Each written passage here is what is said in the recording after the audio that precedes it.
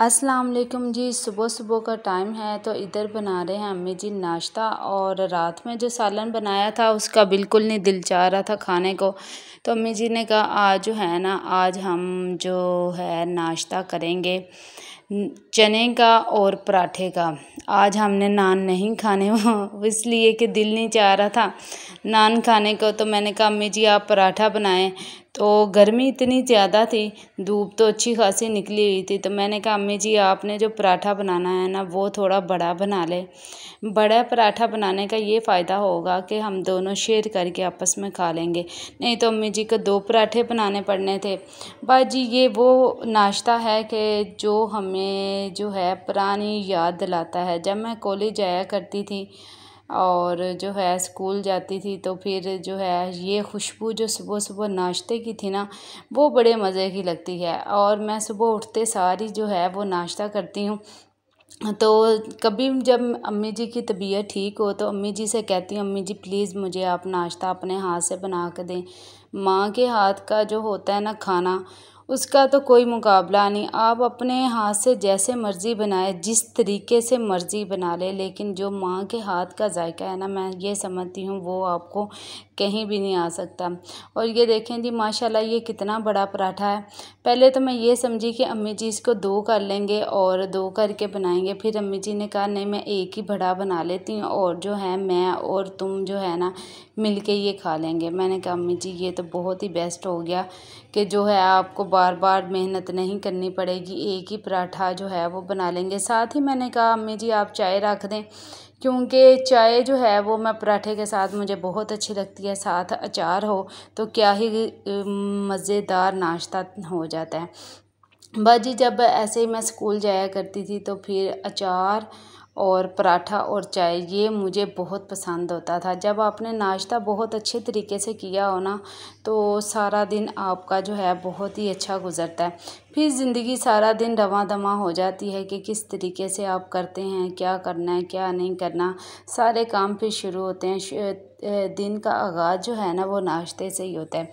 बाजी ये अम्मी जी ने और तरीके से पराठा बनाया था। अब मैं जो बनाती हूँ मैं और तरीके से बनाती हूँ। तो ये अम्मी जी मुझे बता रहे थे कि इसमें बल ज़्यादा आते हैं। ये जो पराठा है ना ये इसमें बल ज़्यादा होना चाहिए। ज़्यादा बल वाला पराठा अगर आपने खाना तो इस तरीके से बनाए।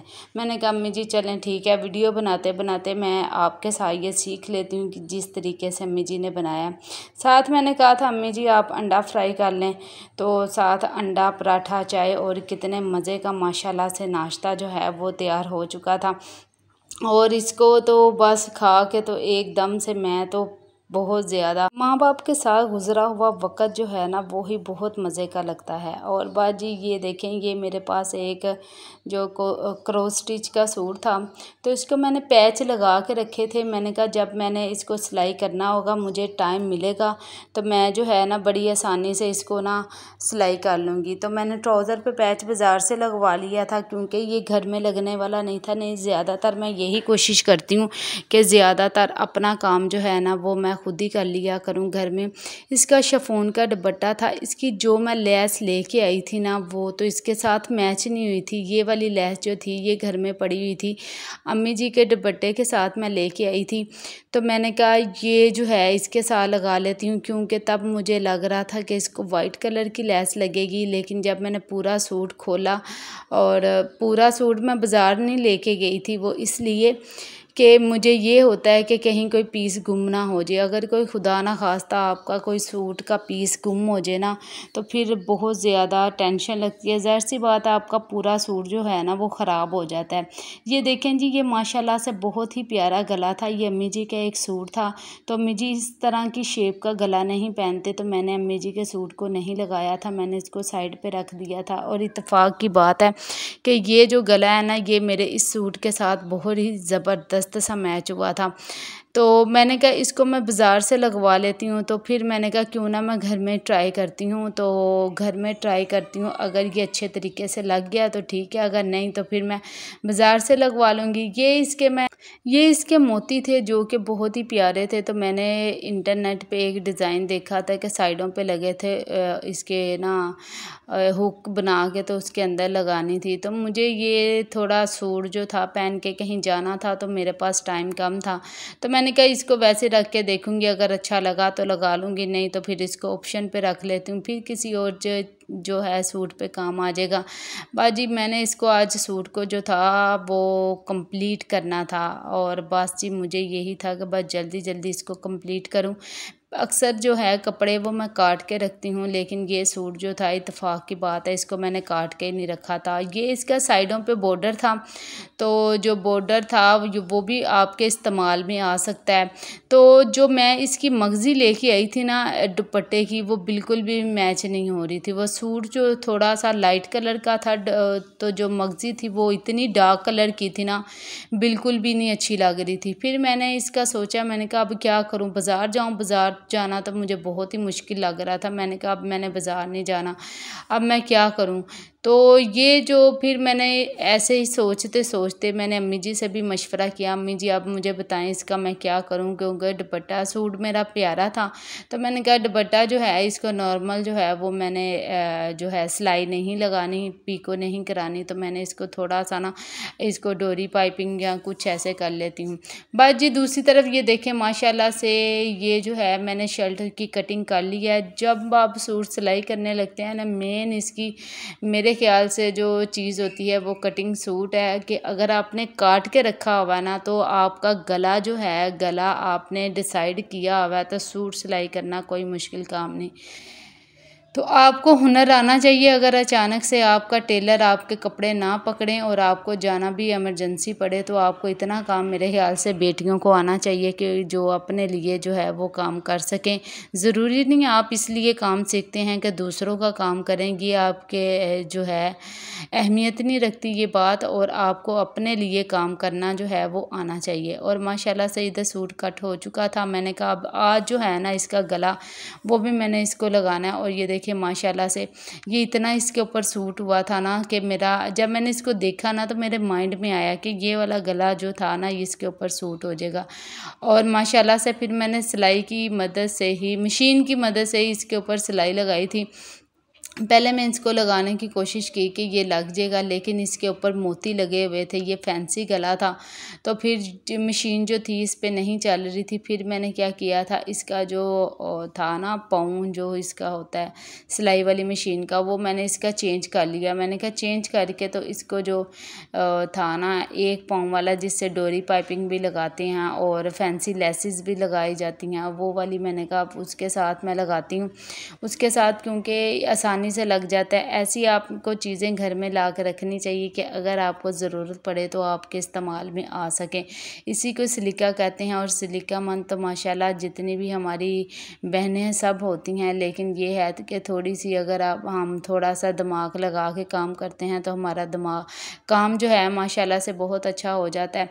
बाजी ये जब मैं सूट सिलाई कर रही थी ना, तो मुझे जब आप कोई भी काम कर रहे होते हैं ना, तो आपके माइंड में बहुत ज़्यादा चीज़ें आ रही होती हैं, और मेरे माइंड में आ रहा था वो वक्त जब ईद का दिन होता था, तो अम्मी जी इस तरह से हमें कपड़े सिलाई करवा के देते थे। अम्मी खुद भी करते थे, लेकिन जब अम्मी जी बीमार हो गए थे ना, फिर हमें टेलर से जो था ना वो कपड़े सिलाई करवा के तो वो इतनी खुशी होती थी ना, रात को सोया भी नहीं जाता था। और सारा रात उठ के अम्मी जी माशाल्लाह से शीर खुरमा बनाते होते थे, तो मेरा काम होता था मैं सारे कपड़े जो थे वो आयरन करके रखूं, और सुबह उठते सार सबसे पहले हमने जो है ये कपड़े पहनने हैं और नमाज़ पढ़नी है ईद की। साल में एक दिन ऐसा आता है कि ईद की नमाज़ आती है, और वो मेरे ख्याल से किसी भी मुसलमान को नहीं छोड़ना चाहिए। और फिर नमाज़ पढ़ने के बाद ईद मिलते हैं, मुबारकबाद देते हैं एक दूसरे को, फिर अम्मी के हाथ का बना हुआ जो है शीर खुरमा वो खाते हैं। तो मुझे खुद काम करते हुए वो वक्त याद आ रहा था, अम्मी जान जो थे रात को किस तरीके से हमारे लिए काम करते थे। वालिदैन जो हैं वो औलाद के लिए बहुत कुछ करते हैं, और औलाद को भी चाहिए कि अल्लाह पाक औलाद को भी इस काबिल बनाए कि वो माँ बाप की खिदमत कर सकें। आमीन जज़ाकल्लाह। माशाल्लाह से ये देखें गला कितना ज़बरदस्त सा इसके ऊपर लग चुका है। और मैंने क्या किया था, अंदर की तरफ इसका इस तरह से कपड़ा लगा लिया था। मैंने चेपी नहीं लगाई, जिससे थोड़ा होना था, यानी कि उसको ग्रिप आ जानी थी अच्छे तरीके से। मुझे थोड़ा सा सॉफ्ट चाहिए था, क्योंकि हैवी इस पे गला लगा हुआ था। वो ज़्यादा मोटी उसकी तय हो जानी थी, जो मुझे नहीं अच्छी लगती।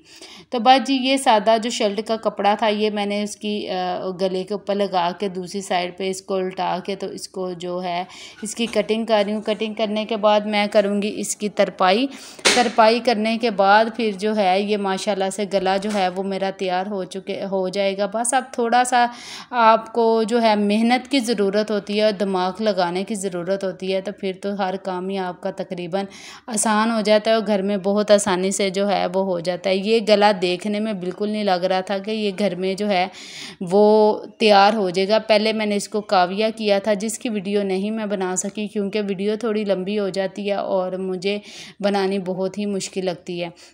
बस जी इसको मैंने काविया करने के बाद इसको सिलाई वाली मशीन की मदद से इसको मैंने लगाया। अब नीचे की तरफ मैंने कपड़ा लगा के तो मैंने कहा थोड़ा सफाई का लगे और साथ मैंने इसको कर रही हूँ तरपाई, इसकी चारों तरफ तरपाई करूँगी। तरपाई करने के बाद और मैंने सूट तैयार कर लिया था, तो मैंने अम्मी जी से कहा था अम्मी जी मुझसे ऐसे सूट जो है वो दिखाया नहीं जाएगा, आप प्लीज़ ज़रा ये दिखा दें। ये इसकी लैस सूट के साथ ही आई थी जो कि बहुत ही प्यारी थी और इसको ये गले की पट्टी उन्होंने दी हुई थी, तो मैंने गले पे जो था ये वाला गला लगा लिया था जो अम्मी के सूट का, जैसे मैंने आपको बताया ये वाला था। तो ये बोर्ड गला था, ये बोर्ड शेप का था और जो इसकी पट्टी थी गले की इन्होंने दी हुई थी वो मैंने इसके दामन पे लगा ली। पांचों का ये वाला पैच मैंने बाज़ार से अटैच करवाया था और ये जो दुपट्टा है ना, ये जो शर्ट के साइड से बॉर्डर उतरा था ना, मैंने वही बॉर्डर इसके ऊपर लगा लिया था और वो माशाल्लाह से बहुत अच्छा लग रहा था। ये वाली जो लैस आप देख रहे हैं ना, ये अम्मी जी के ही किसी सूट की मैंने ला के रखी थी, वो इसको मैंने लगा लिया था। माशाल्लाह से सूट मेरा कंप्लीट हो गया था। अब बारी थी खाना बनाने की। अम्मी मुझे कह रहे थे कुछ बना लो, तो मैंने क्या किया था, जब सूट कटिंग करने से पहले ही ना मैंने लोबिया जो था ना भिगोने के लिए रख दिया था। मैंने कहा आज मैं अगर अपना सूट कंप्लीट करूँगी तो सब्ज़ी नहीं बनाऊँगी क्योंकि सब्ज़ी बनाने पर थोड़ा टाइम लगता है, इसलिए फिर मैंने जो था लोबिया इसको डिप करके रखा था ताकि ये डिप हो जाए। जब ये डिप हो गया तो मैंने इसके अंदर थोड़ा सा पानी डाला और थोड़ी सी मैंने हल्दी और नमक डाल के इसको बॉईल करने के लिए रख दिया। तो अम्मी जो थे, अम्मी नीचे गए थे राउंड लगाने, तो मैंने कहा अम्मी जब आएंगी तो अम्मी जी खुद ही देख लेंगे कि मैंने इतना काम जो है कुकिंग का वो कर लिया है, क्योंकि बेशक आप जितने मर्ज़ी बड़े हो जाए लेकिन माँ बाप के मशवरे के बगैर जो है वो कुछ भी नहीं होता। तो बाजी इधर माशाल्लाह से ये लोबिया उबल चुका था और इसको मैंने जब बॉईल करने लगी थी थोड़ा सा मैंने कुकिंग ऑयल डाला था और कुकिंग ऑयल इसलिए डाला था ये बॉईल हो के बाहर ना आए। बाजी फिर हमारा प्लान जो था वो चेंज हो गया थोड़ा। अम्मी कहने लगे मैकरोनी बना लेते हैं और साथ जो चने मैंने अम्मी जी ने डिप किए थे जो कि मैंने नहीं देखे थे, अम्मी जी ने कहा इसको ऐसे करते हैं कि इसको बॉईल कर लेते हैं, वो भी एक साइड पर रह गए। फिर मैकरोनी भी एक साइड पर रह गई। फिर बारी आ गई बैंगनों की। अम्मी कहते हैं बैंगन जो हैं वो जल्दी से बन जाएंगे तो ऐसा करते हैं वो बना लेते हैं। तो फिर चने जो बॉईल होने के लिए रखे थे मैंने कहा अम्मी जी उसको इस्तेमाल में लाते हैं, क्यों ना हम थोड़ी सी दही भल्ले बना लें। और ये बलियाँ जो थी ये मार्केट से लेके आए थे, तो मैंने कहा इसको जो है वो रख देती हूँ, डिप कर लेती हूँ, यही साथ बना लेती हूँ। और टाइम बहुत ज़्यादा हो चुका था, यही मशवरे के चक्करों में ही खाना बहुत ज़्यादा लेट हो गया था। तो अम्मी जी ने मुझे बताया था इसको इस तरीके से एक प्लेट रखो, उसके अंदर पानी डालो ताकि ये बलियाँ जब ऊपर आ जाती हैं ये नीचे की तरफ जाएंगी और इसके ऊपर थोड़ा सा वेट रखते हैं तो ये जल्दी डिप होंगी। बाजी मैंने भी इसी तरीके से किया।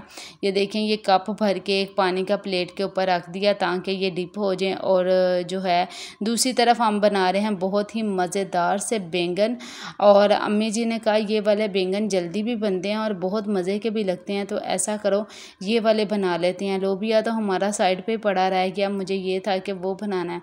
बाजी इधर प्याज ब्राउन किया था अम्मी जी ने और टमाटर जो मैंने स्किन उसकी उतार के रखी थी वो और सब्ज़ मिर्ची वो काट के उसी के अंदर डाल दिए मसाला बनाने के लिए। आलू भी गोल गोल काट के रखे थे, हल्दी नमक कुटी हुई मिर्ची ये मसाले इसमें चले गए थे और इसकी खूब की थी, बहुत अच्छे से बनाई करते करते जो थे ये बैंगन जो है इसी तरीके से अम्मी जी काटेंगे। और ये देखें ये मैंने एक गोल सा चम्मच होता है लकड़ी वाला, उसकी मदद से इस मसाले को मैंने मैश किया और देखें माशाल्लाह से कितना ज़बरदस्त तो ये मसाला जो है ना वो मैश हो चुका है। बाजी मसाला मैश हो रहा था तो साथ ही इसमें जो थे वो मैंने सबसे पहले जो डाले थे वो थे आलू। अम्मी जी मुझे कह रहे थे आलू मैंने पहले टोकरी में डालने थे फिर इसके अंदर डालने थे। अम्मी कह रहे हाथों की मदद से बहुत अच्छे तरीके से इसको जो है वो डालना है। इसमें पानी नहीं जाना चाहिए, वो इसलिए कि ये दम पे बनेंगे और दम पे बनी हुई चीज़ बहुत मज़े की लगती है। ये अम्मी जी की बहुत ही स्पेशल रेसिपी है तो मैंने कहा ये भी आपके साथ शेयर करती हूँ। आपने ज़रूर इस तरीके से बनानी है और आपने ज़रूर बताना है आपको ये वाली रेसिपी कैसी लगी।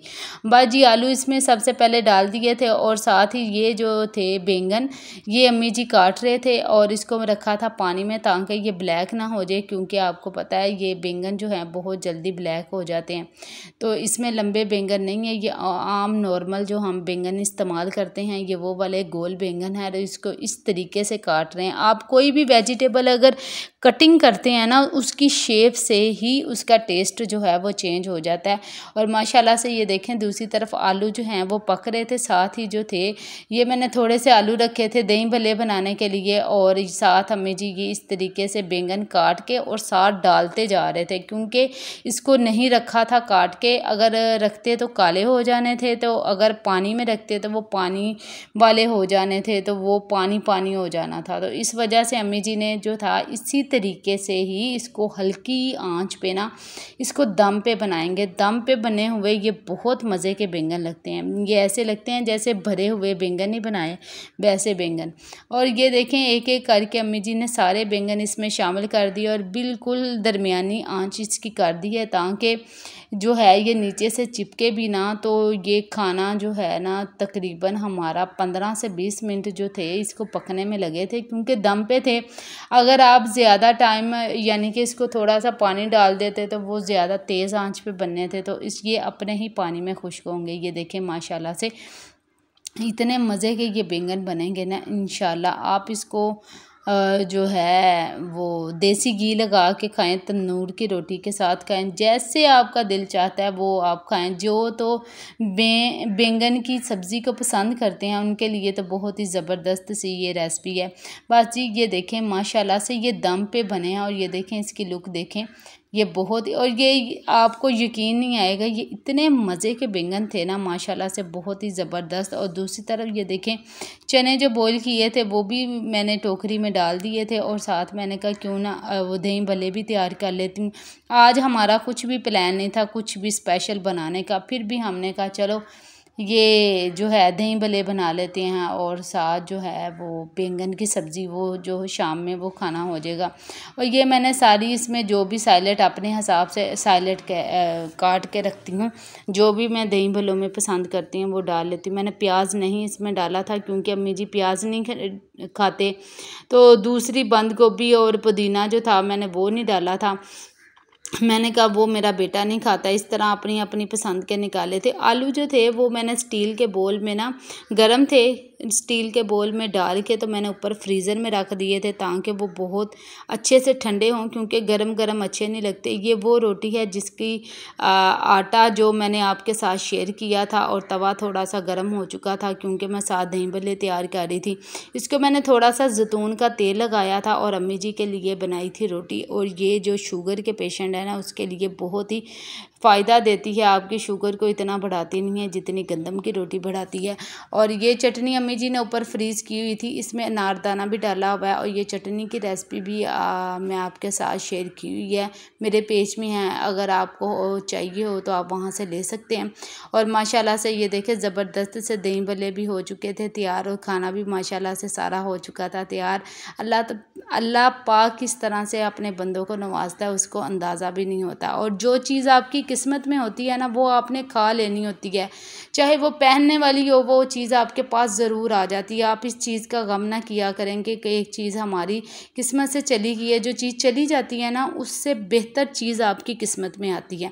अल्लाह पाक सबको अपने हिफ्ज़ ईमान में रखे। और अगर आपने मेरे चैनल को सब्सक्राइब नहीं किया तो वो कर लें ताकि मेरी हर न्यू आने वाली वीडियो आप तक जल्द से जल्द पहुँच सके।